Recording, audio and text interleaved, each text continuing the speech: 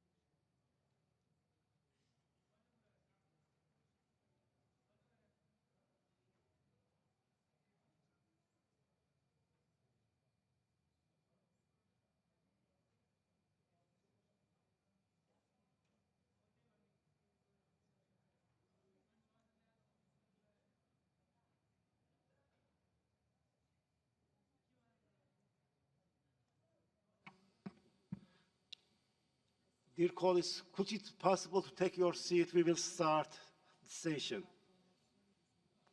Could you please take your seat?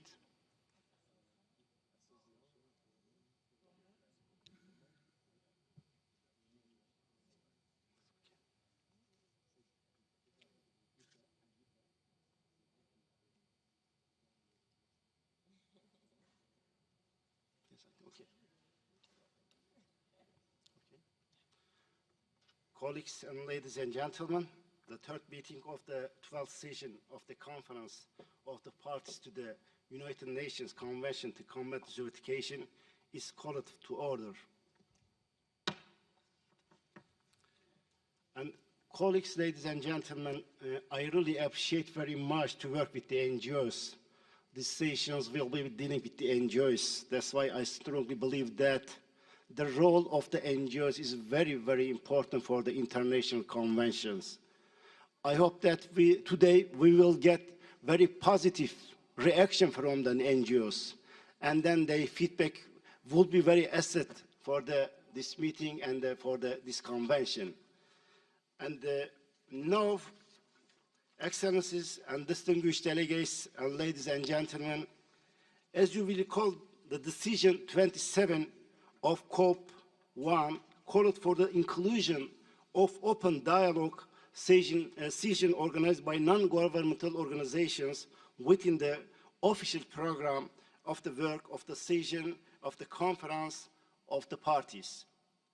In accordance with this decision and with the provisional agenda and tentative schedule of the work for the 12th session of the Conference of the Parties, contained in document ICCD/COP12/1 and adopted at the first meeting of conference, I now invite the conference to begin its open dialogue session on the inclusion of activities of civil society organization with the official program of work, the Conference of the Parties, under the agenda item, Organizations Matter. Before we proceed this dialogue, I will first give the floor Mr. Rajab Bolharov, Chief the Cabinet of the UNCCD Secretariat, to make a statement. Here, Mr. Bolharov. Thank you, Mr. Chairman. The UNCCD is the only multilateral environmental agreement that devotes nearly one full day during the official session of the Conference of the Parties to issues related to civil society organization. I think this is an important point that makes this convention a very particular one. It was at the first COP back in 1997 that the conference provided a platform for NGOs, CSOs in its official program of work, enhancing in this way, I believe, their interaction with all stakeholders that meet under the Conference of the Parties. During the last 18 years, the ODS have consistently provided a unique mechanism for integrating the participation of civil society organization in the UNCCD process and efficiently channeling its input upstream and downstream of the policy formulation and implementation efforts. Mr. Chairperson, may I also take this opportunity to express once again, on behalf of the Secretariat, our deepest appreciation to parties who have assisted the non-governmental community to attend this session, including the CSO preparatory meeting during which the ODS session was organized. I would like, therefore, to express our most sincere gratitude to the governments of Turkey and Switzerland for the generous contribution. Their commitment to this process in general and the civil society community in particular has enabled CSOs from all eligible implementation annexes to participate in this session and to bring to their respective communities the outcome of your deliberations.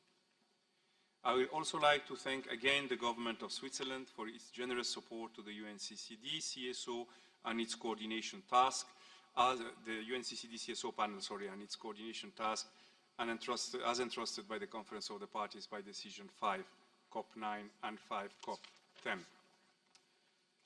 Mr. Chairperson, allow me finally to thank the civil society community for their continuous support to this process at all levels. Today's session will be addressing the theme of demystifying land degradation neutrality with CSO contributions. The deliberation will be extremely useful in the overall agenda of COP12 and will certainly help shaping the operationalization of the SDG Target 15.3 from the CSO perspective, which remains a very important and relevant perspective as far as the UNCCD Secretariat is concerned. Thank you for your commitment and your support. I'm looking forward to a fruitful dialogue. Thank you, Mr. President. Yeah, I thank Mr. Valero for his statement. Distinguished delegates, the title of today's open dialogue session will be Demystifying Land Degradation Neutrality through the contribution of the civil society organization. And Mr. Noel Othel from the Environment Monitoring Group of South Africa, NGO, will moderate these sessions. We will begin with the presentation on topic of discussion by the following distinguished participants. The keynote speakers, Dr. Jonathan Davis from the IUCN, the speakers from Africa, Ms. Aisotu Billy from AGUIPER, the speakers from Latin America and Caribbean, Ms. Marilo de Sanchez Santivanes from the IDER, the speakers from Asia, Mr.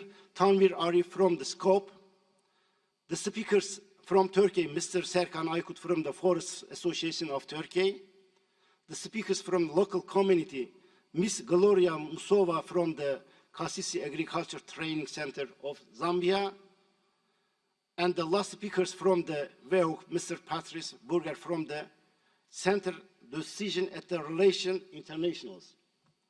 On behalf of the conference, I warmly welcome our moderator and all our distinguished speakers today. Without further ado, I now return the meeting over the moderator of this dialogue, Mr. Noel Othel. Thank you very much indeed, Mr. Chair. And good afternoon, all of you crowds of eager participants. It's really very heartening to see some of our country parties present in the room and quite a crowd of CSO people at the back. It's my hope that as the afternoon progresses, the room will fill up, because we are, of course, very eager to have maximum participation from the parties themselves in this dialogue. And I think you will find it indeed worthwhile. I would like to introduce our keynote speaker, Dr. Jonathan Davies. Jonathan is coordinator of IUCN's Global Drylands Initiative, and he leads IUCN's engagement with the UNCCD process and also represents IUCN on the Science Policy Interface. He's also lead author of the IPBES Assessment of Land Degradation and Restoration. With those few words, Jonathan, I'd like to hand the floor to you. Thank you very much.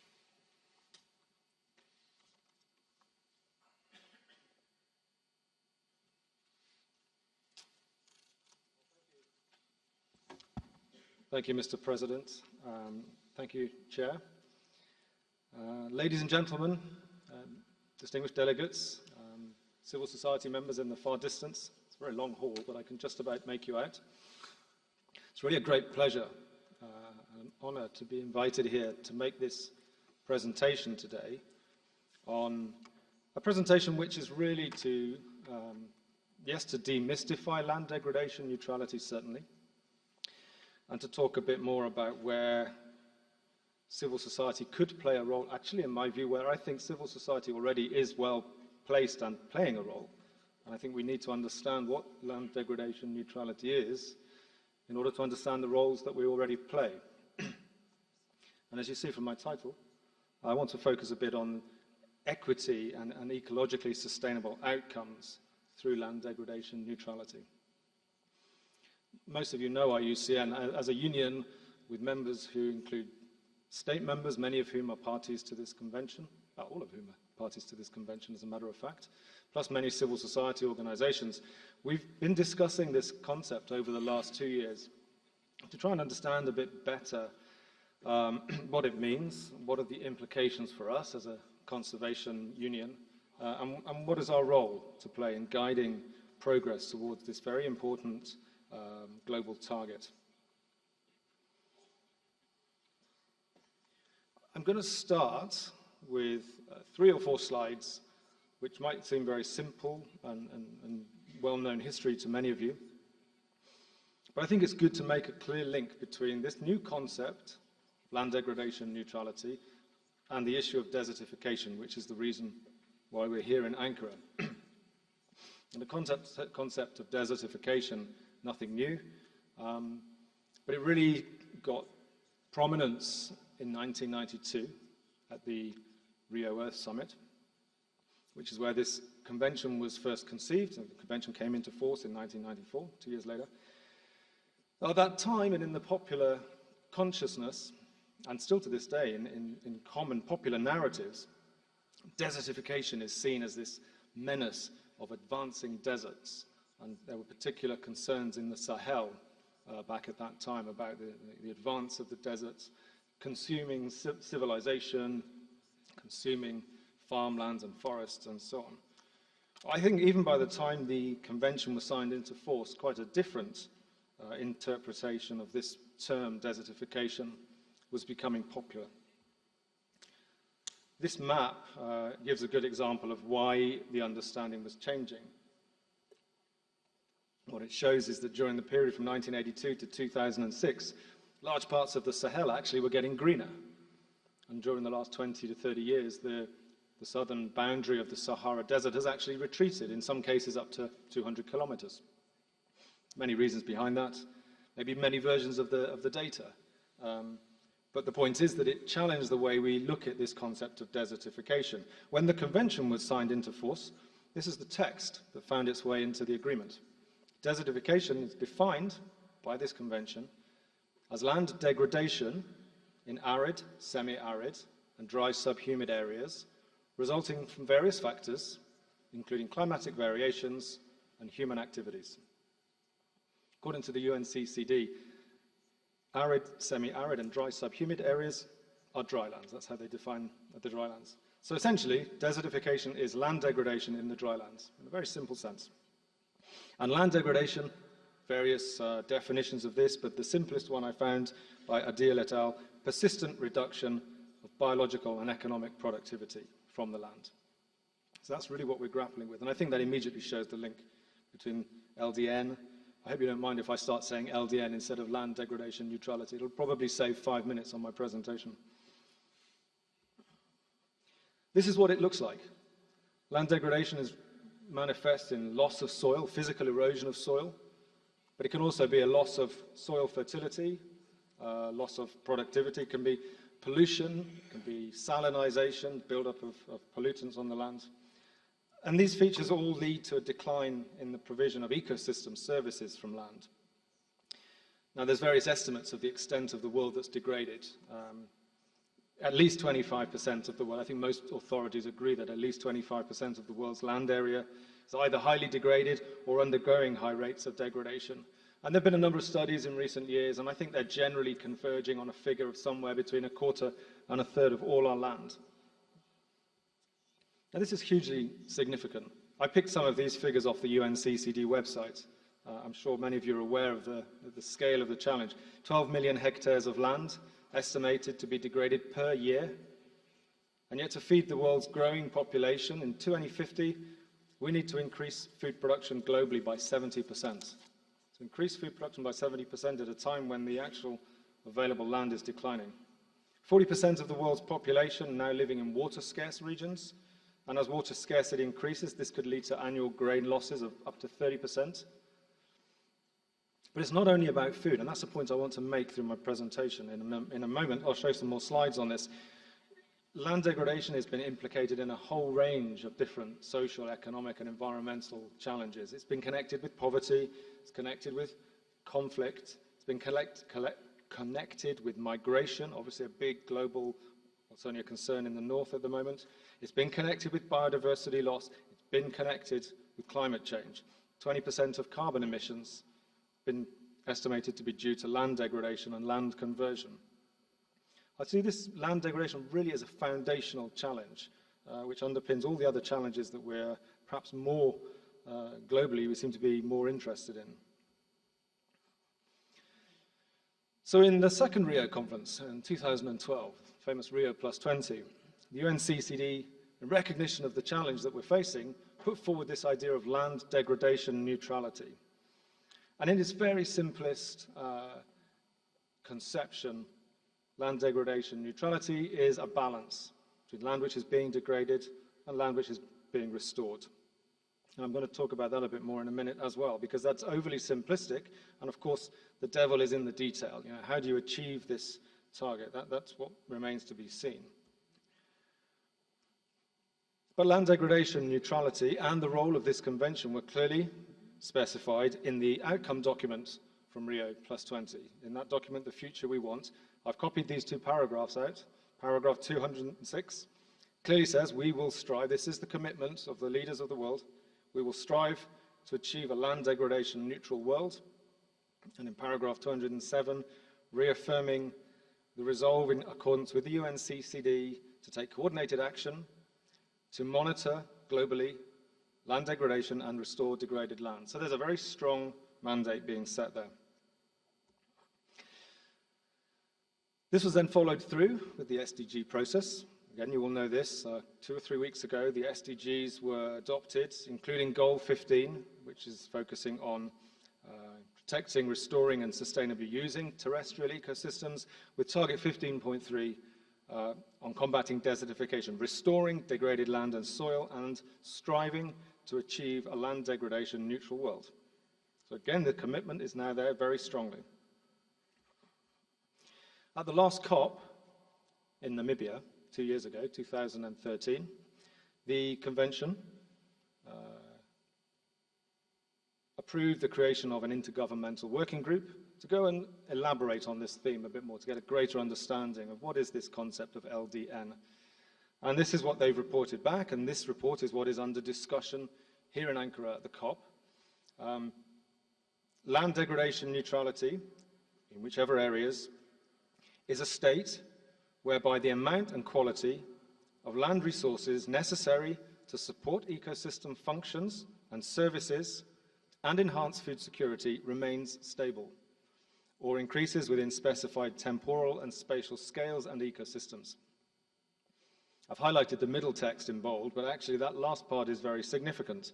Specified temporal and spatial scales and ecosystems. And I think that points to one of the challenges that we're now going to face moving forward in trying to actually achieve land degradation neutrality in ways that are suitable for ecological sustainability. Well, certainly within IUCN, we're very happy to see this progress. We think this is very welcome progress. It really shows that this very significant issue of land degradation is now on the global agenda and is starting to get more attention. But we do have concerns, and we think more work will continue to be needed in the coming years to really make this concept of land degradation neutrality robust. Countries are already beginning to set targets, and that will continue. But this is often done in the absence of adequate evidence of land degradation. And we wouldn't suggest that that should necessarily prevent us from setting targets, but we should also see that there is a risk of misdiagnosis and allocating resources to the wrong places unless we have a good evidence base to build on. So we'd really like to see more focus on evidence, on the evidence base. The land degradation assessments that do take place often neglect biodiversity and other indicators of sustainability. We know land degradation assessments are often quite limited in their scope, demand more resources than may be available. But we need to recognize that certainly monitoring net primary productivity from outer space on its own is not a reliable enough indicator, and we need better data than that. There's a risk of trade-off between dissimilar ecosystems, and we need to make sure that outcomes for LDN are monitored at the ecosystem scale. I don't think it's appropriate that an entirely different ecosystem, say a dryland ecosystem, is traded off against a wetland ecosystem or a highland against a lowland. You can't make a simple trade-off like that. And we don't think that LDN should be seen as a license to degrade either. You can't use an LDN target as a justification to say, well, since restoration has taken place, that allows us, therefore, to degrade somewhere else. There's a concern over the risk to communities who have weak land tenure. and that's particularly a challenge in the drylands of many developing countries. So a big concern for this convention. It's very easy to allocate restoration activities to those areas where land can be taken quite easily. And we need to make sure that we don't encourage socially inequitable outcomes in the pursuit of LDN. And another final concern that we've raised in our discussions within IUCN is that there are major sectors that are playing a role already in contributing to land degradation neutrality that are not yet engaged, and we need to harness this multiple sector input from the forest sector, the water sector, the wildlife sector, and many others. This is not quite my last slide, but I wanted just to take pause here and just highlight the recommendations that have come out of these discussions, which follow on from what I've just said. Land degradation neutrality should be achieved in a way that respects biodiversity and ecosystems. Progress towards LDN should be supported by significant efforts to strengthen natural resource governance and to ensure human rights, gender equality, and tenure security. LDN should be treated as complementary to existing multilateral agreements, both contributing to and benefiting from their achievement, not seen as some new thing, as some new burden that we have to achieve.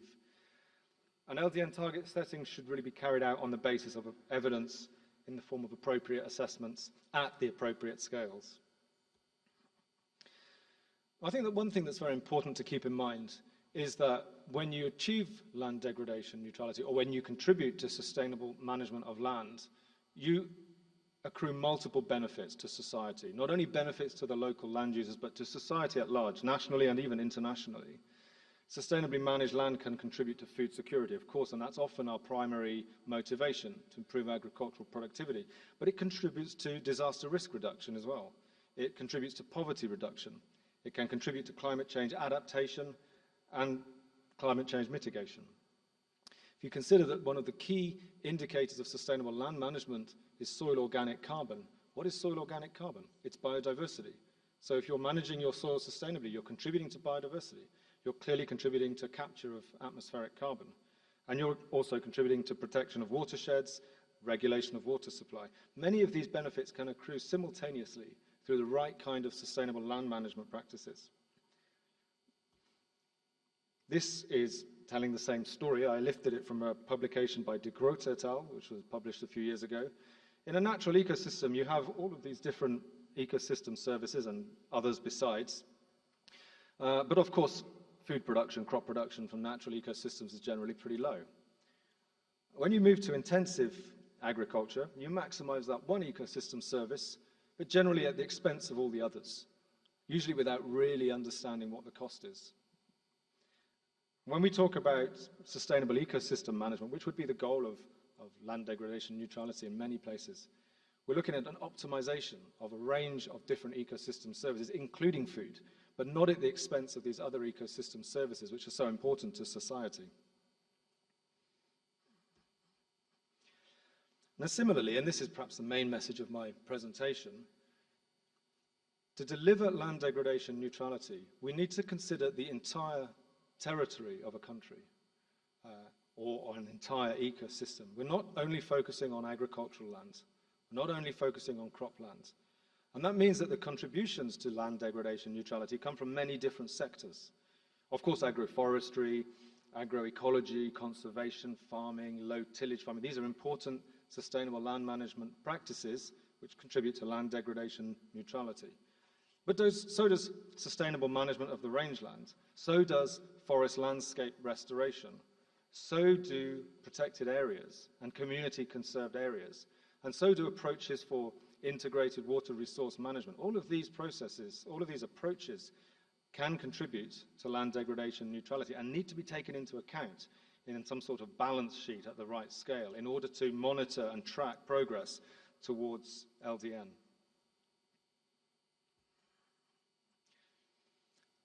Well, this composite makes the same point, but basically trying to emphasize and drive home the point that we need to understand how these different sectors fit together to build up a jigsaw of an entire country or an entire ecosystem. And I think this talks very strongly to where civil society come in.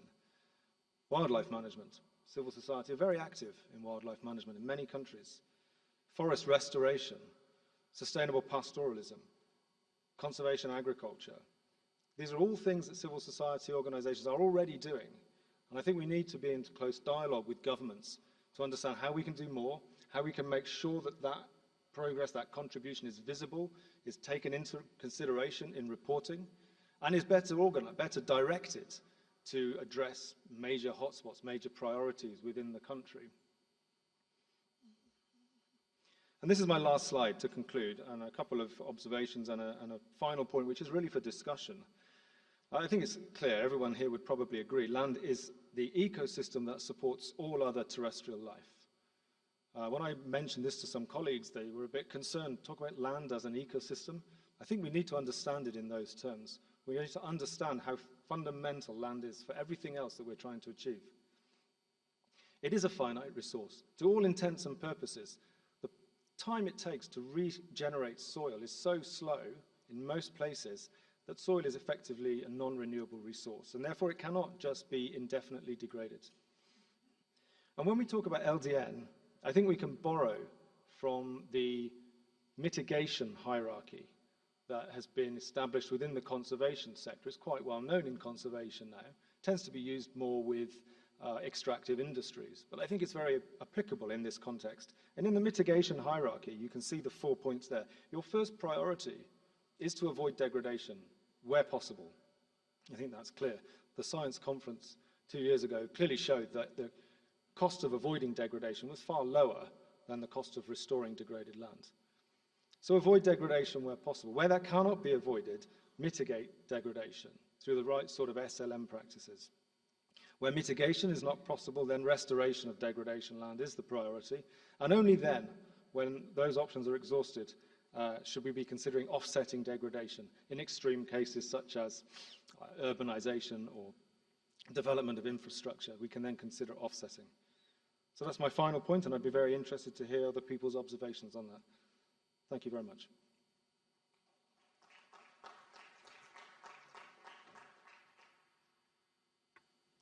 Thank you very much, Jonathan, for some very thought-provoking input there. I think you've set an excellent tone for our further inputs from our panelists. First up on the panel, after our keynote, is our speaker from Africa. She is Aissatou Bilisso. She is the president of the Association Guinée pour la Promotion de l'Énergie Renouvelable. She's a researcher on the topic of domestic energy and gender, and she has a special focus on rural communities. And with those few words, I'd like to hand the floor to Aissatou Bilisso. Ok, je vous remercie. Thank you very much. Mesdames et messieurs, Ladies and gentlemen, permettez-moi de vous présenter au nom de mes I would collègues like to present to you la on société behalf civile of my colleagues notre from civil contribution à cette society rencontre. our contribution to Elle porte this sur meeting. la gestion durable des terres We'll en be Afrique focusing on sustainable et les management expériences of des lands in organisations Africa de la société and the civile different pour la experiences neutralité that en matière de organizations of dégradation civil des terres. society have in terms of land degradation neutrality. Le contexte. First of all, I'd like to present Nous savons to you tous the que context. Now, all of us l'Afrique know regorge that d'un potentiel Africa important has de a ressources very naturelles, big potential in terms of ressources natural forestières, resources, and halieutiques, I'm referring to fauniques, forests, fish, minières et fauna, foncières. mines, and land resources. Mais qu'est-ce qu'on constate aujourd'hui? But what is the situation Le today? surpâturage, Now we see à that there's 35%, la déforestation, overexploitation of pasture lands, 35%, and les deforestation, activités about agricoles, 30%, 27%, agricultural activities, la 27%, exploitation the de la végétation, 7%, over-exploitation of la production industrielle, 1%. or 7%, and industrial production, Et cette 1%. dégradation, elle affecte surtout les And pauvres. This Ces deterioration of the pauvres qui n'ont aucune situation possibilité has de mener une agriculture durable. an impact, first and foremost, on poor people Comment se manifeste ce that phénomène are de not in a dégradation? position to carry out sustainable agriculture. D'abord, Now, vous the avez direct manifestations enfin, of il y a all of les- this, il y a la First, dégradation des we terres. have land Vous degradation, avez une rareté des ressources. which leads que to ce soit les ressources a forestières, drop les ressources in en eau. available Et resources, for donc, ceci example, amène forests. l'insécurité alimentaire And all of this et leads des to conflits food insecurity, et la resulting migration. in conflicts and Ce migration. phénomène aussi fait en sorte que les femmes Now, this situation sont also obligées d'aller sur de longues forces distances pour chercher le women bois. to travel long Et distances on se in search retrouve of aussi avec une wood. pêche intensive We also qui fait en have sorte que les situations of ressources sont rares. intensive fishing leading to Donc ces depletion of manifestations, elles resources. sont d'ordre environnemental, Now, all of this relates sont d'ordre directly social, to the environment, sont but also d'ordre these are économique. very important social and economic issues that we have to deal with. Pour parer à ces phénomènes-là, Now, in order qu'est-ce que to la be société able to civile deal propose? with these Elle a des problems, expériences the dans un certain situation, nombre de domaines. the civil Notamment, society proposes the following La solutions défense based on the experience et la that restauration we des have. sols. First, this Et relates pour ce to faire, il s'agit the de protection faire and une regeneration régénération of des sols soils, and this en utilisant un first traitement and au foremost relates to phosphogypse, the regeneration of en soils utilisant through the des use techniques of comme phosphogypsum les cordons pierreux and using other techniques ou like les demi-lunes barriers made out of stones, the creation et pourquoi of pas les digues anti-sel. Vous avez semi-circles and des actions moon circles in the mécaniques land, and also et vous pouvez avoir aussi des anti-salt actions biologiques. dams. So you can have Pour actions remédier that are à tous ces physical, problèmes-là dans le building domaine de l'agriculture, things, and also you have other Et types of la société civile intervention. a des Focusing expériences on aussi dans un certain nombre agriculture, de I'd like to techniques say that qui permettent civil society d'améliorer has experience in phénomène introducing different à techniques in partir order to des improve the techniques de situation. l'épandage de For paille example, spreading hay ou le in fields pastoralisme. or pastoralism. Vous avez la technique You du also ZAI have aussi. the Zai technique, Et puis, ça peut être la rotation and culturelle. also this may involve rotation Dans of le crops. domaine de la foresterie, Now, if we look at vous forests avez now, des techniques aussi, des expériences you also have qui permettent quite varied experience d'atténuer ce phénomène that helps us en mitigate assurant, the par exemple, impact of l'éducation different environnementale des jeunes élèves. phenomenon. And this can be done through the Vous environmental pouvez education avoir of aussi young les foyers students. améliorés. You can Parce que ces also foyers, have improved households Ils because permettent de in diminuer these la consommation de households bois et it is énergie. possible to Et donc, reduce ça diminue la the pression sur consumption of l'écosystème wood forestier. for the Vous production avez of aussi les energy and forêts improve sacrées. the situation in Ces ecosystems. forêts-là, You also elles have permettent sacred de forests, maintenir la biodiversité which makes it et possible for us d'empêcher to les preserve déprédateurs de venir détruire biodiversity and l'action prevent de la forêt.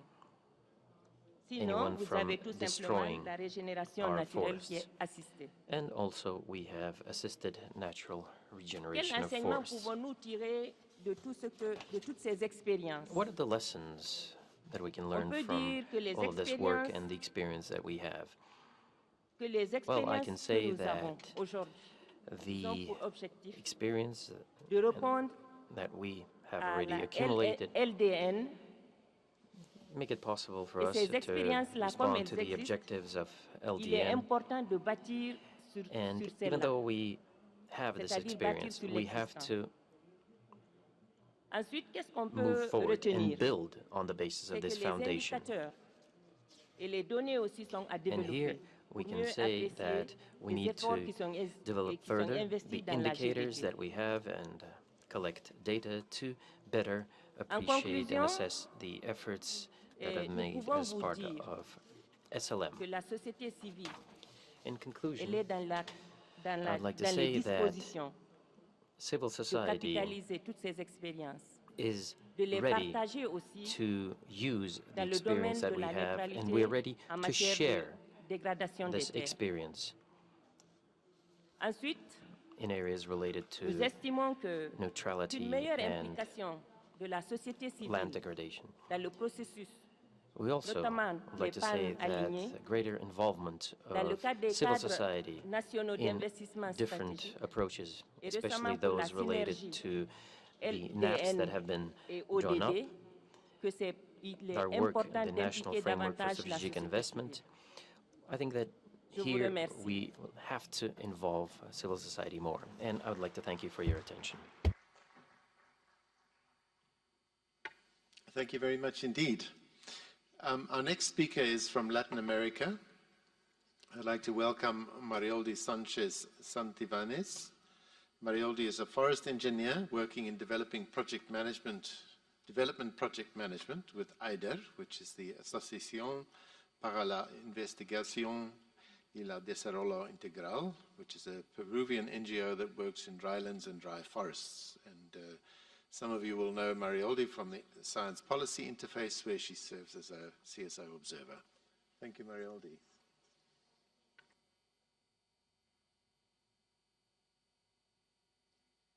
Okay, well, good afternoon, everybody. I'm going to make my presentation in Spanish.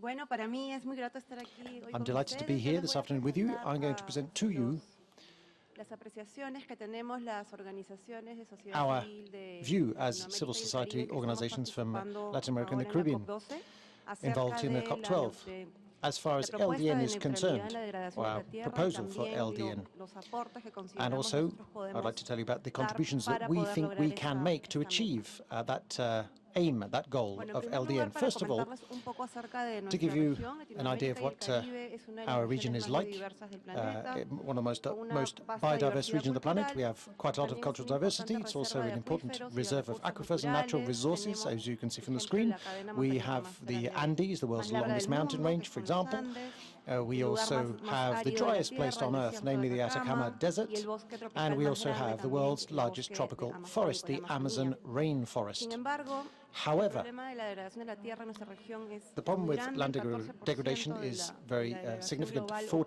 en 14% nuestra of región. global land degradation Cuatro occurs in Latin países America de and the nuestra Caribbean. región han 4 degradado ya más del 40% LAC de sus countries have tierras, degraded more than 40% of its 14 lands, países and han degradado in entre 20 y 14 40% de LAC countries, degradation affects between 20 and 40% of their Y territories. bueno, es por esto que nosotros, That's como why sociedad civil, we as civil estamos society muy preocupados are por very el concerned, avance very worried de la- about de la the degradación de la tierra, progress que made of principalmente land es degradation, ocasionada por el modelo which is económico due to basado en la chiefly extracción de the recursos extractive naturales, economic model. Well, muchas veces de manera insostenible, y this is también por las often unsustainable, dificultades and que land degradation debemos reconocer also is afrontan driven by nuestros gobiernos the limited para capacity of our poder hacer un governments control for efectivo controlling the del use uso de los of recursos natural naturales, resources and y enforcing además para also poder lograr que se environmental cumplan realmente las regulations regulaciones that we en materia have ambiental. in place.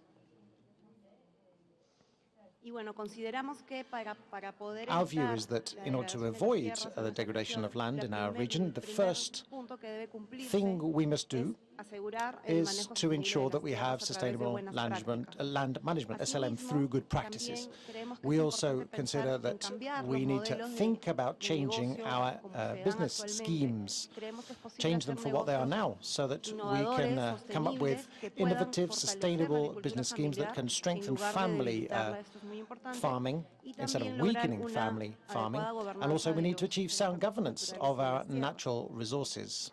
Y bueno, creemos, coincidimos de que Now, we agree la- that esta oportunidad de Land this Degradation opportunity of Neutrality land degradation en neutrality, verdad nos or permitiría a LDN, nosotros would poder enable aportar us con to todas be las able buenas to prácticas que ya contribute venimos all of the good realizando en la practices región that we a have been nivel developing in the local, region, para que estas puedan locally, ser so that adoptadas these good por practices por can los be adopted países by para un countries in the escalamiento world a nivel nacional. to make these really international in scale.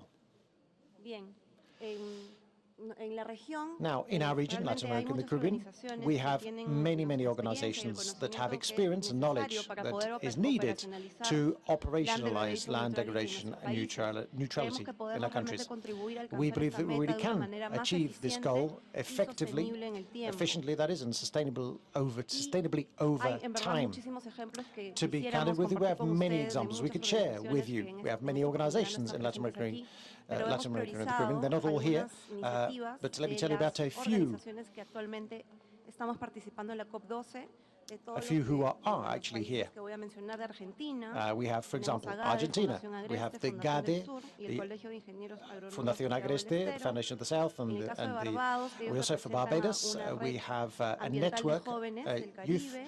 environmental En el caso de network Brasil, called dos Caribbean Youth organizaciones, Environmental el Network. Instituto In de Brazil, we Desarrollo y have Sostenibilidad de Brasil, also y a Brazilian también Institute for Development la and articulación Sustainability and brasileña Brazilian para el Semi-Arid semiárido Articulation. ASA, so IABS. From Cuba, we have the Cuban Association for Animal Production, ACPA, and from Peru, we have AIDA, and for Colombia, we have the University of Applied Sciences and Environmental Sciences. So, to break these examples down, let me say the following. Argentina's civil societies, organizations are very committed to the development of a number of actions in different lines of work related to sustainable land management, and their aim being, of course, promoting LDN.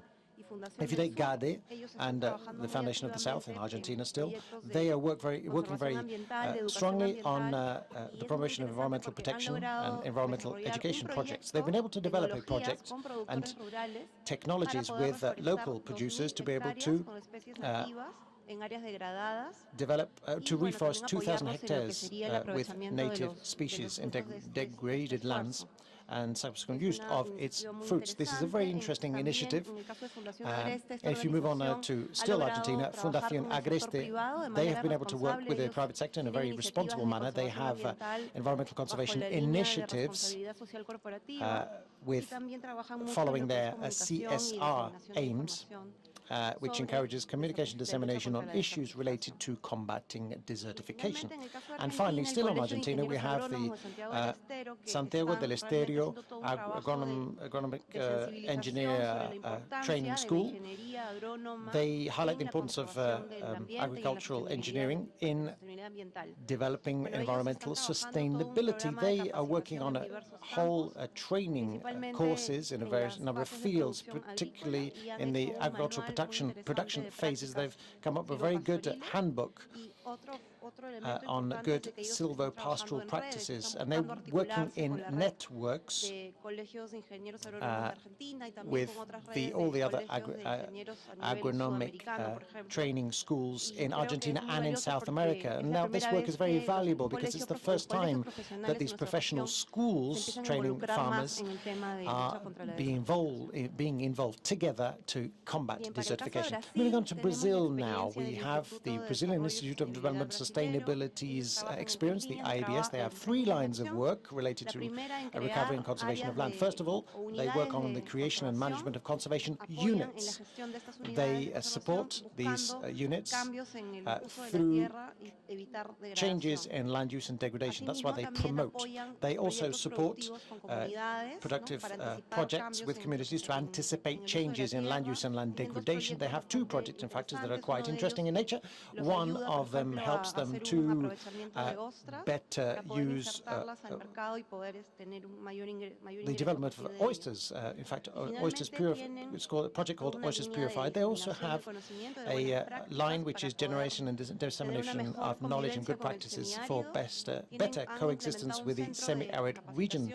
They have a Chingo Center, a training center, and there they test and apply these techniques, and they support the producers with those techniques. They also have an initiative, very interesting one, to incentivize producers called the Mandacaru Prize.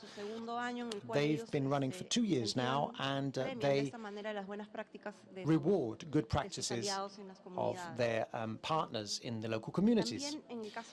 Still with ASA, that is the Semi-Arid Brazilian Articulation Center. They have been working for a while now on this, and I think the experience they have gathered should be capitalized on and shared. They work in networks. In fact, it's a network of many organizations who have focused on developing policies to mobilization of coexistence with semi-aridity.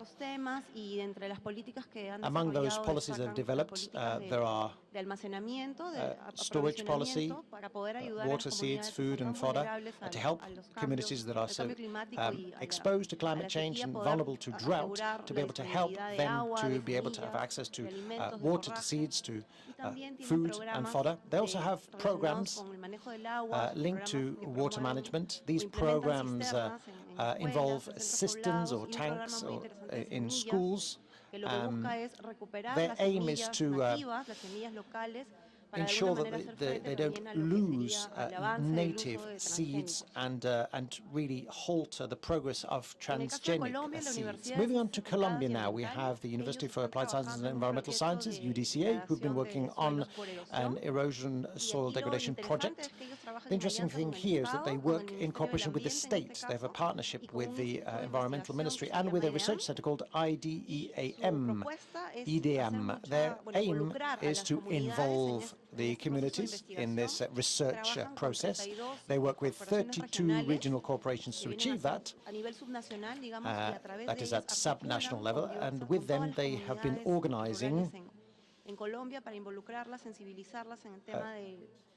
awareness-raising campaigns linked to mitigation and adaptation to climate change. And what they've been able to do is also to identify, prioritize degraded areas in the country using geographic information systems, GIS systems, involving also local communities in that whole process. They've been able to identify the fact that 40% of land in the country are degraded and that 20% is extremely degraded in the country.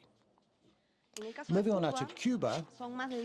Cuba has more than 10 civil society organizations that implement a number of projects for food security, for environmental conservation, agroecology, renewable energy, etc., all of which is in line with the national policy to combat desertification. These initiatives are based on strong training programs for producers, through which they teach people first to unlearn and then to really learn to adapt to changes. They teach them also to use agricultural technologies that are sustainable, to develop change resilience. They have always, throughout this, they have a gender equality approach, and they also,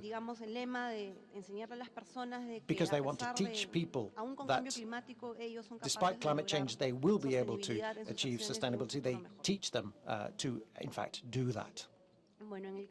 Moving on now to the SIDS, Small Island Developing States, we have the experience of the Caribbean Youth Environment Network, CYEN. CYEN has just under 800 members, young people between the ages of 15 and 31 years old in 18 countries. They have been focusing their efforts on empowering young people, to enable young people to develop environmental and awareness-raising campaigns. They also promote youth entrepreneurship, and they have launched a very interesting fund, which they called the Youth Green Fund. Our next example of good practices is Peru, my own country. I represent AIDR, or AIDER. We work in networks.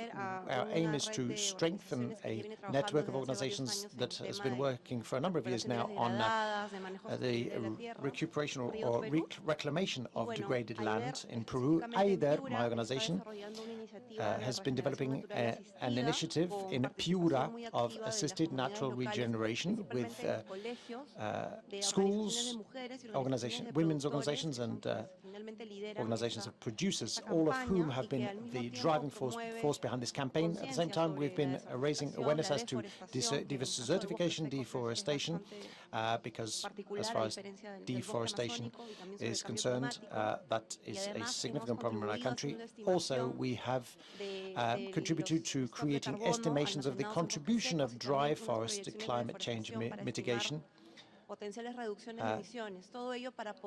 We've done all of this so that we can really make a positive contribution and prove that these areas can contribute to fighting against climate change. 3,000 hectares have been restored by assisted natural regeneration, and we've also ensured that the local government has included this initiative as part of its environmental policy, with a budget that has been assigned specifically to enable them to do that.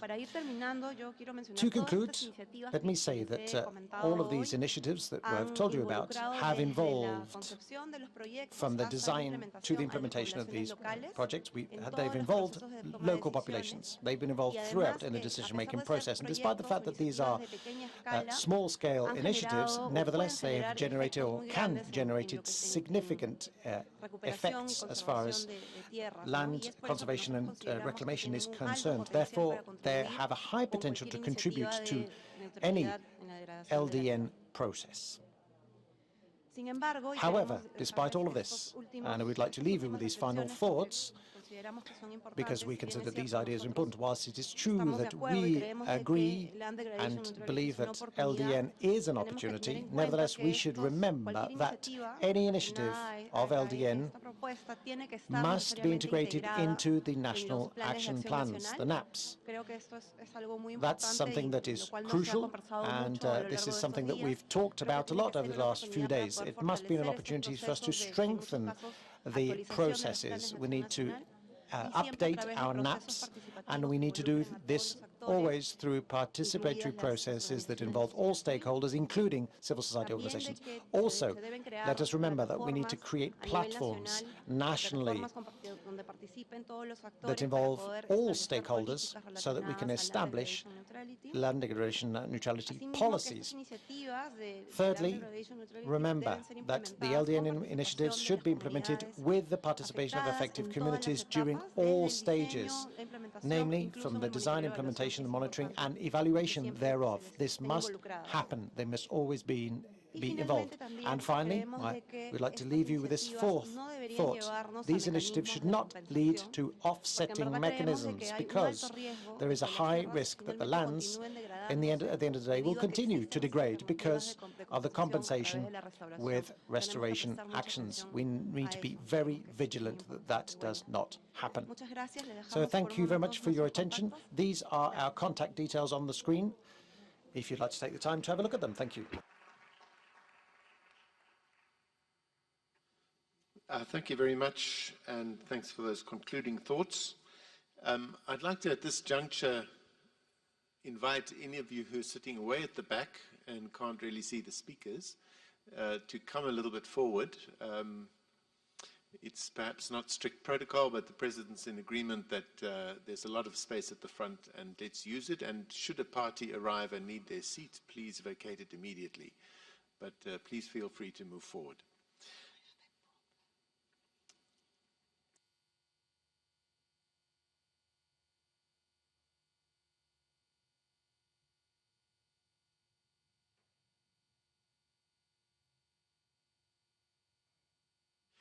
Okay, the Secretariat is concerned that the parties might be upset, but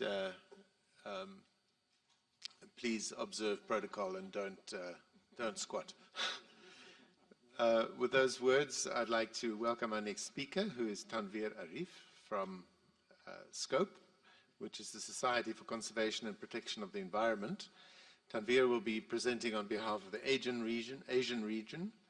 He's an environmental activist working in Pakistan on protection of environment and sustainable development of drylands. He's the head of SCOPE, and as such has been associated with the UNCCD for quite some time, since '93, and he currently serves as a member of the CSO panel. Thank you, Tanveer. Gentlemen, so my presentation covers the desertification problem within the Asian region, some of the major LDN projects or land rehabilitation projects, and some of the CSOs projects in the region. And this presentation was made in collaboration with my colleague NGOs from India, Nepal, Philippines, China, Pakistan.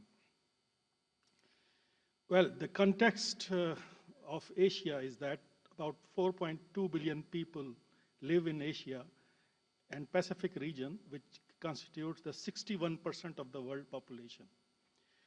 About 70 to 90% of land has been converted to agricultural and urban uses. Until 1990, approximately 28% of the region's land area, which is 850 million hectares, had been affected by soil degradation or desertification.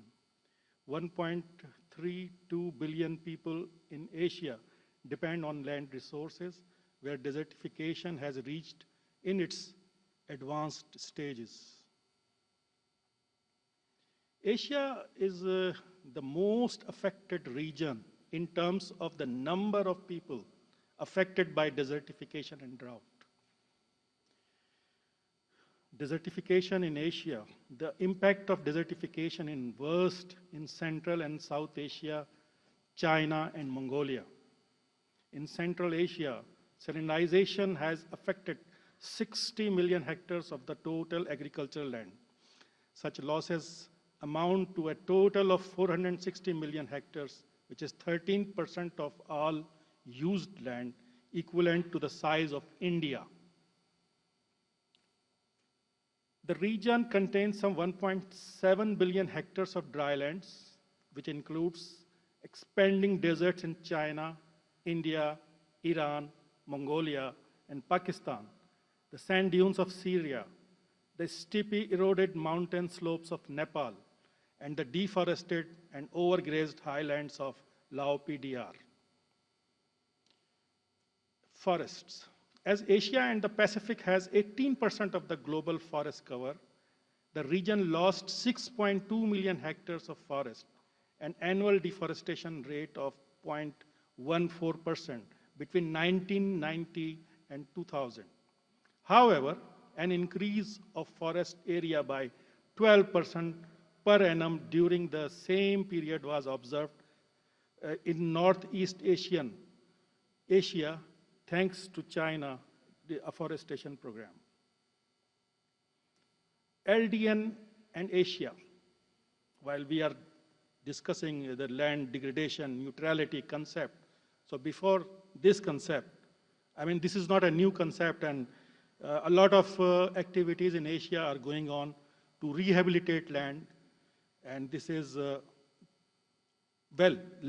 LDN can be described in very simple words, is preventing land degradation and at the same time rehabilitating degraded land. LDN is important for Asian region for survival of its population and their food security. LDN can't be achieved by merely implying a fit for all investment approach, but it can be achieved by applying balanced social and ecological approaches with the consent of the affected communities. Some of the LDN approaches in Asia: arresting march of deserts, sand dune stabilization, reclaiming waterlogged saline and sodic croplands, reforestation, afforestation, conservation of forests and grasslands, agroforestry, family farming. I start with China as a major leader in LDN activities. As you know that it is estimated that some 27% of country's land is desertified with an average of 2,460 square kilometers of land being lost to advancing deserts each year. Nearly 400 million people live in these areas, and the economic loss to China has been estimated at around US dollars 6.5 billion a year. The fourth phase of the Shelter Belt project, which was implemented from 2001 to 2010, has covered 590 counties in 13 provinces. The percentage of the forest within the project area has increased by 1.84%, which is 950 million hectares. 40% of the land degraded area has been rehabilitated. Sandstorm project. The Beijing-Tianjin Sandstorm Combating Project started in June 2000 with the purpose of improving the ecological environment around Beijing. From 2001 to 2010, the project covers 75 counties. Cropland Conversion Project. The conversion of cropland to forest or grasslands project in 1999 was in full swing in 2004. By 2010, the project has turned 14.67 million hectares farmland to forest. Afforestation of barren hills and watershed was 17.33 million hectares. Within the project area, the grasslands coverage has increased by 4.5%. we have included some progress within the Karek region. In Kazakhstan, via RLC and the RLC Region Ecological Improvement Program, improved irrigation area of 70,000 hectares of coastal and lake system, grasslands area of over 65,000 hectares reclaimed in the Sardaria River Delta. Within Kyrgyzstan, National Framework Program on Land Resources Management for 2006 to 2016, CSCILM initiative, shown some progress that National Forestry Program, Forestry Development 2000 to 25, and National Action Plan on Forestry Development resulted in afforestation of 250,000 hectares per year, including on mountainous areas with RLC basin and glacier watersheds. In Turkmenistan, via National Forestry Program and National Climate Change Strategy, afforestation of 3 million trees per year over the country until 2020. Rehabilitation of Aral Basin area of 20,000 hectares until 2020. In Uzbekistan, more than 250,000 hectares of protective shrub and tree plantation on the dried bed of the Aral Sea, which helped to reduce salt and dust transmission by 35%, increase relative humidity of air by 28%. In the Philippines, the National Greening Program aiming to plant 1 billion trees. So far, 1.5 million trees has been planted, and the program will go to 2016. The soil health mapping is going on, having a soil doctor per region of 18 regions assist farmers, do soil diagnostics and restoration. In Iran, our fellow NGO, Senesta, is struggling for the rights of mobile indigenous populations, and they are working on declaring community areas, indigenous community conservation areas. And these, declaration of these areas are included in various national action programs, such as National Action Program, the NAPAs, the CBD action plans. And these are some examples of various pastoral ecological territories in Iran, which are to be designated as ICCAs. As you know, Nepal is a fastly degrading country which is facing a desertification problem. Forest cover is about 40% of the land in Nepal. The area was decreasing at an alarming annual rate of 1.9% during 1990s. This decline was reserved to increase to 1.35 over the period of 2000 to 2005. Nepal is demonstrating a community forestry program, joint forest management program with the help of Forest Department and the communities, and there are 14,000 community forestry groups which are working on the conservation of forest. In Bangladesh, there was a project implemented with the help of CSOs, which aims at recovering 6,372 hectare coastal lands with afforestation, which has a capacity of 637,200 tons of carbon sequestration. 27 coastal people have been involved in the livelihood of diversification program. The innovative land use model used has ensured land rights of 440 landless people. Additional arrangement for income generation on measures for 456 people is underway. This is an example of an NGO working in India. This is under the Gandhian Wasteland Development Project, and the NGO Gram Bharati Samiti is actively involved in the restoration of about 25 hectares of land, and they have so far planted 100,000 trees over there, and they are also working on restoration of gully eroded areas. In Pakistan, this picture shows One of our project, Scopes project in Tharparkar area, where we are working with 100 villages, and we are planting the native species of Chamaephora victi, which has been degraded, and we are working with 100 village communities and reforesting about 1,000 hectares of area. Similarly, the government has implemented some massive projects called Mangla and Tarbela watershed projects. These are partially successful projects, and implementation on the other watershed projects is going on. So, in conclusion, I would say that the LDN requires a political commitment, definitely a political commitment, with the community participation is a must element. Responding FAO voluntary guidelines on land governance is important, because as you know that the FAO has developed these guidelines, and we, civil society, we are very much concerned about the land grabbing and the expulsion of local communities and pastoral communities, small farmers and landless farmers, that they will be the ultimate losers. They could be the ultimate losers in these LDN projects. So we have to avoid this thing. And then the LDN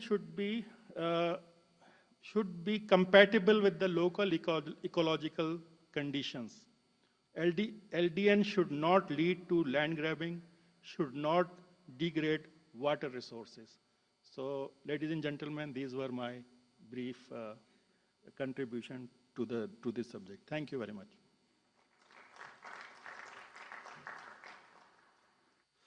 Thank you very much, Tanveer. For our next presentation, we're going to zoom in on Turkey. We've had these regional overviews which have presented an enormous number of examples of different types of activities at landscape scale and at local scale. Our next speaker is Serkan Aykut, who is a forestry industrial engineer from the Foresters Association of Turkey, with experience in wood product production and international sales, as well as implementing EU-funded projects for the last decade. He's been a member of the board of the Foresters Association in Turkey between 2009 and 2011, and for the last 3 years he's been manager of the association. Serkan, thank you.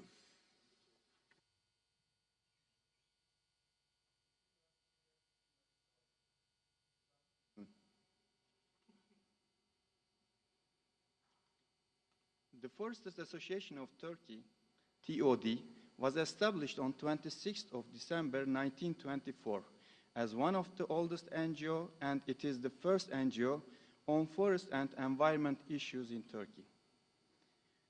TOD periodical Forest and Hunting in Turkish, Orman ve Av, started to be published in 1928 and still publishes with the same name. Several books on forestry are published by TOD. Before proceed to the next presentations, I would like to thank to all distinguished delegates for your trust on behalf of our board, and as a newly accredited NGO to UNCCD in COP12, now we are motivated and able to share our experience of nearing 100 years with our strong network all around Turkey.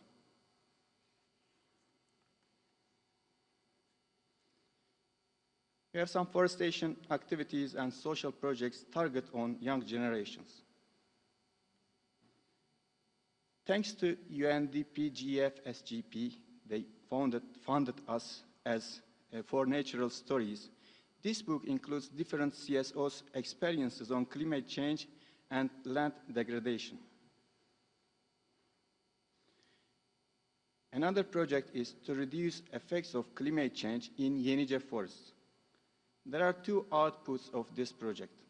The first is the first 3D documentary special presentation, Yenice Forests, on national TV channels in Turkey. Second output is an educational set. Its name is Save the Forest Lands of Yenice. This set aims to educate children about habitat of the Yenice forest, which is one of the 9 hotspots in Turkey and needs to be conserved immediately. We have excursions to forest lands with students. You see in this picture, in Ankara Akyurt district, we visit a monumental tree. Each year we distribute tree seedlings, especially on 21st of March, International Day of Forests, and on 26th of December, anniversary of TOD, with cooperation of General Directorate of Forestry, thanks to the government. Another important project on against desertification, Adapt to Climate Change and Suggestions to Reduce Its Effects project. We work in cooperation with Ankara Development Agency. Now we have a story. We have a plantation area in Ankara. We were leading in this area in 1950s. I would like to give information about it. Firstly, the situation of the Central Anatolia lands in the past. From the comments in his travelogue, Seyahatname, by Ottoman Turkish traveler Evliya Çelebi, 1612-1682, we know that 400 years ago, Ankara was a land of forests. Over time, forest areas were degraded by fires and farming activities. Due to steppe formation of Central Anatolia lands, there were many floods, especially in the 1950s. You may not see rivers and creeks now in Ankara and most cities of Turkey. Now the infrastructure of the urban lands are more contemporary and many rivers flow under the ground.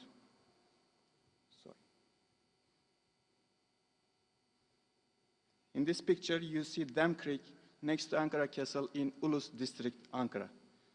In 1930s on the left and the current situation on the right. Deforestation was started in the name of Atatürk Plantation by government and the first NGO on forestry and environment, the Foresters Association of Turkey, TOD, in 1958. This region in southern Ankara, including Lake of Eymir, a natural lake, later became the campus of Middle East Technical University, METÜ. By the protocol between TOD and METÜ, about the 4,500 hectares of campus forestation was planned in Turkey. As the first forest ecosystem establishment in such steppe region, Ankara. In 1963, the university moved to its current campus location, which is also the first university campus of Turkey. Especially by the efforts of Professor Kemal Kurdaş, director of METÜ, between 61 to 69, the METÜ students were active in forestations of the lands in the campus area with support by idealistic forester engineers of government and TOD. Till now, there is a forestation festival each year in METÜ, and still we support this forestation festival. It's a picture from 2014 festival. This project had some international outcomes. The important is reforestation program of the Middle East Technical University. METÜ, the other name Atatürk Forest, the whole campus plantation won an award from Aga Khan Award for Architecture, and it was declared a natural and archaeological protected area by Ministry of Culture in 1995. This is the current situation of this land. Some other plantations activities of our association. This is a plantation with cooperation to Ankara Çankaya municipality.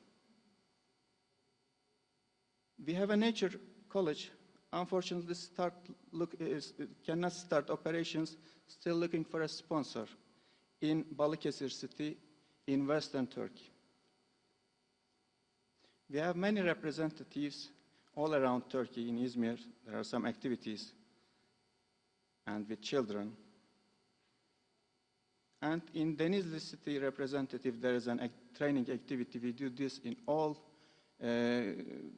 primary schools all around Turkey. We have a kit, educational kit. Last year, it was our 19th anniversary, and we organized a Nature and Development Symposium and a cartoon competition on nature conservation. These are the winning cartoons, and we award them.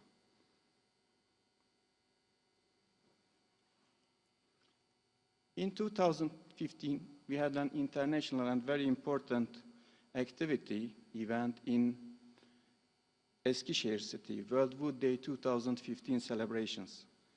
With us, we had two other partners, IWCS from USA, International Wood Culture Society, and Eskişehir Odunpazarı Municipality.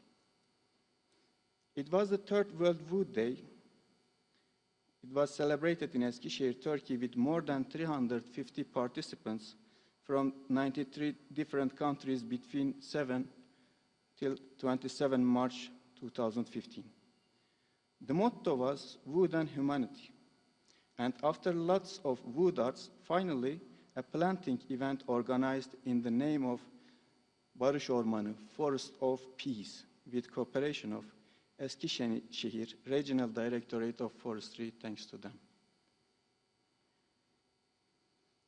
Some pictures from the event.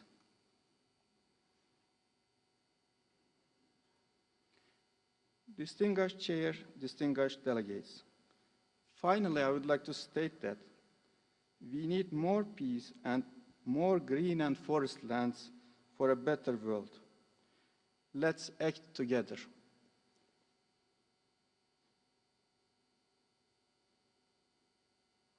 Thank you very much.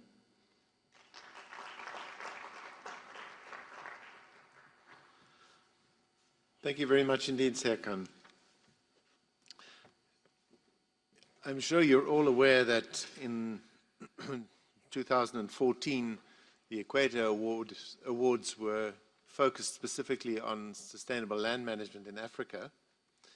And the UNDP used the opportunity to bring the winners of the 2014 Equator Award to this COP. And they've been engaged in a number of the processes in the course of the COP and have prepared a statement which will be presented to you by a representative for African communities. I'd like to introduce Gloria Musowa. Gloria is from the Kasisi Agricultural Training Center in Zambia. She's a community association manager for Kasisi Agricultural Training Center, which is situated in Chongwe, near Lusaka in Zambia. She holds a bachelor's degree in organic agriculture and a master's in project management, and has 10 years of experience in working with farming communities on sustainable and organic agriculture. Thank you, Gloria.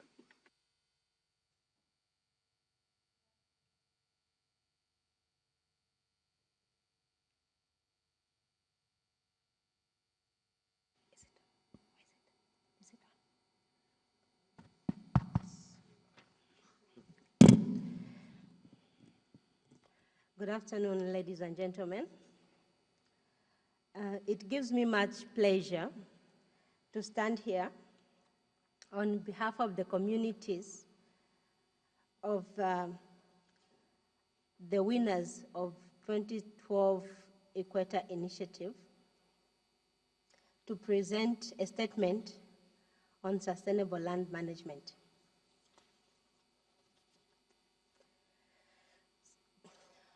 We, the winners of 2014 Equator Prize for Sustainable Land Management in Sub-Saharan Africa, and members of the panel of the Equator Initiative, met in Ankara 2015 for the COP 2012 to declare the following. The fight against desertification and sustainable land management have the same meaning.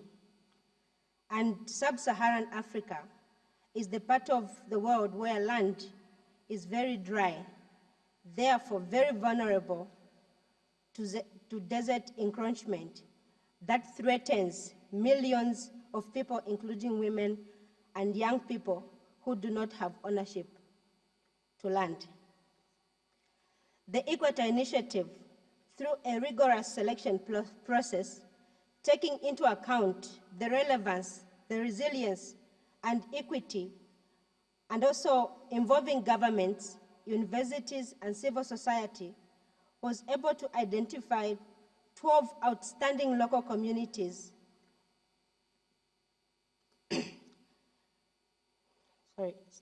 12 local communities on sustainable land management. And we can say precisely that sustainable land management has made a major contribution to combat desertification in our communities. So all parties, including our governments that have ratified the UNCCD, must do everything to encourage replication of these best practices in our countries, regions, and throughout the sub-Saharan Africa having to halt desertification due to human activity. Our local initiatives has developed the following solutions. 1, community reforestation. 2, regeneration of degraded lands and integration of land management practices. 3, nature conservation and forest management. 4, the development of bocage or live fencing perimeters for cultivated lands. 5, organic farming and best farming practices. 6, water harvesting through sand dams. And last but not the least, ecotourism and agro-based ecotourism. The restoration of the land involves the whole community, especially women, young people, and using environmental education and enhancement of biodiversity. Women have limited ownership to land, yet play a major role in the restoration of it. Therefore, it is important to recognize and enhance their role in land restoration. Considering the activities and social involvement of the activities of the Equator winners, we wish to draw attention to the parties to realize that our work contributes to 16 of the 17 Sustainable Development Goals. Therefore, we call upon the parties, especially those in sub-Saharan Africa, to ensure that various initiatives that have been made visible through the Equator Initiative can be taken into account in their development policies for budget allocation and replication of these activities. In conclusion, we would like to extend our sincere gratitude to the Equator Initiative for the recognition of our work and for making it visible to the whole world so that others can understand what drives community-driven sustainable land management. We also call upon all parties to the UNCCD to commit resources for upscaling these best practices and to respect our role as custodian of the land. I thank you very much.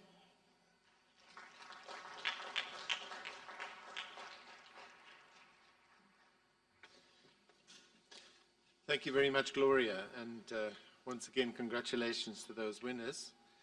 And thank you for your contributions to this COP, where I think you've provided some nice grounded perspectives on what are very often very elevated discussions about sustainable land management. Our next and last panelist is Patrice Berger. Patrice is the director of CARI in France.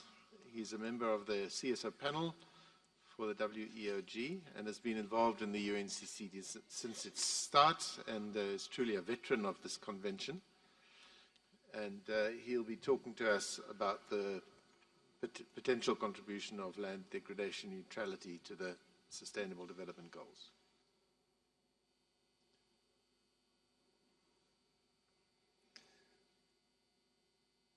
Merci beaucoup. Thank you very much. I'd like to speak in my own language because we have interpretation. Indeed, my name is Patrice Berger. I represent a French Je association, suis aussi le CARI, représentant and I'm des also pays du groupe du VEOG. representing C'est plutôt les pays développés the countries of the les ONG des WOG pays group, développés. developed countries, à la Convention désertification. parties to the Convention on Desertification.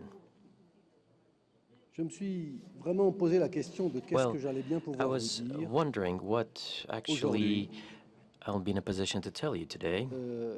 En fait, depuis le 26 décembre In fact, 1996, From 26 je suis December investi dans cette convention, dans cet 1996, instrument, I have been en fully provenance d'un involved travail in this en convention, matière d'agroécologie dans les zones arides. working J'ai in dirigé plusieurs dry centres de areas in formation à agriculture. I l'agroécologie. was guiding Et en several training 1996, centers, quelques jours and in avant l'adoption de la 1996, conférence, just a few days nous before organisions en the France adoption of une the réunion convention in France, avec le we premier organized a secrétaire meeting with the exécutif de first cette convention, executive M. secretary Arbadiolo, of this la première réunion des ONG. convention, Arbadiolo, first meeting with NGOs. Alors, notre travail en tant qu'ONG, il est double. Well, as an NGO, c'est que nous we faisons un travail do two notamment things. dans la First, réhabilitation des we work oasis, on the du rehabilitation Maghreb. of Les oasis, les oases écosystèmes in oasiens, the Maghreb, sont vraiment des exemples de and développement these are durable et indeed de cette examples fameuse of neutralité dont on parle, sustainable development puisque à and travers des the millénaires, neutrality that we have been talking about, because over hundreds of years, these ecosystems that were built by women and men in dry areas, based on the management of water, fertility, un effet oasien, in order to create this effect l'utilisation de of rayons du soleil filtrés par les palmiers pour produire an de la oasis masse to use the végétale. rays of la sun photo que filtered vous by voyez sur palm cette trees image, to produce en réalité, vegetation. So you see here on the image la photo que vous voyez sur cette Yes, image, en fait, the c'est une photo oasis dégradée. C'est une that you have oasis here is abandonnée. an abandoned C'est une oasis. oasis qui ne peut plus nourrir ses degraded. populations. When this is an Certainement que ces oasis populations that sont can no parties longer ailleurs, travailler provide ailleurs, food for peut-être en ville, its peut-être population, and sur people les have to bateaux. move, Mais en tout cas, perhaps cet to cities, perhaps to écosystème work merveilleux on en pleine zone boats, aride a but this disparu dans cet endroit. wonderful C'est une photo qui a été prise au ecosystem Maroc. in a very dry Alors je me area, suis dit and this is a photo qu'aujourd'hui from j'allais vous Morocco, parler it des simply deux has questions qui disappeared. nous préoccupent So pendant today, cette COP. I would La like to première, focus on c'est two un monde questions of neutre en concern to matière de us. dégradation des terres First of all, the et question of les neutrality in objectifs terms du of land développement durable, degradation qui and sont finalement the deux Sustainable questions Development sur Goals. lesquelles These are il the faut se two prononcer. questions that we have to work on. Alors, la dégradation des terres, ça a été Now, dit souvent land et par beaucoup de monde. degradation, Simplement, à this titre has de been rappel, je ne vais pas vous said already abreuver on de many chiffres. Vous occasions, avez vu and I tout will ce not que give you any les figures. ONG, les You have nombreux already chiffres et seen capacités des what ONG à faire the des choses sur NGOs le have terrain. been Je ne vais pas en doing on the rajouter et vous ground, lasser. and I will not add Je anything voudrais simplement to qu'on that soit d'accord que information. la dégradation des But terres we all constitue un agree, problème obviously, mondial, à la that fois land global degradation is mais a aussi local, global problem. que ces And effets this is happening s'exercent non at seulement the international sur la level and local productivité agricole, level, and c'est-à-dire indeed this on fait has baisser an les rendements impact agricoles, on ce qui est quand même agricultural grave. productivity, reducing Le changement climatique, c'est là agricultural aussi c'est une production. notion qu'on a But peut-être also, oubliée, mais this c'est le is something sol that qui en grande relates partie to fait le climat. climate change, because indeed, La we biodiversité, have to remember that soils sommes are une at the heart partie de cette of biodiversité. climate. Then we have Le fonctionnement des biodiversity, we're part of écosystèmes this et les services qu'ils biodiversity. nous rendent, And then, of c'est-à-dire course, we have the finalement tout functioning ce of que nous avons ecosystems besoin pour and vivre en société. the services that they Les provide, conséquences everything we de need cela, to c'est live in a qu'elles sont à la fois society, locales and the et à la fois globales. consequences Et of c'est à la fois en matière this d'environnement. Pendant longtemps, felt cette at the convention local elle a and été mise dans le at the cadre des global conventions levels. environnementales, And alors all que of this c'est en work même is temps part, et is profondément part of our work under the des environmental conséquences conventions. aussi de But développement. this obviously is not La simply a réponse en question of fait que nous devons the donner pendant environment, but cette it is a session development de issue. la conférence And sur les of questions course, qui nous sont posées, est une réponse obligée The au fur et à answers that mesure we'll qu'on be voit l'état finding d'avancement des during our work dégradations. during this convention is something that we must do, and it directly Alors relates d'abord, to questions of les services qui sont degradation. fournis par les Now, écosystèmes. if we look now at Alors lesquels ecosystems sont-ils? and Ça fait what très scientifique, c'est do un they rappel give simplement. us, what are the services they d'abord, provide? This is very l'auto-entretien. scientific, but we Ces have the écosystèmes nous permettent self-maintenance d'alimenter le of cycle nutritif, la formation du this sol, helps us nous permettent de nous approvisionner en preserve nourriture, the en eau douce, en nutrient bois et en cycle. fibres, en combustible. This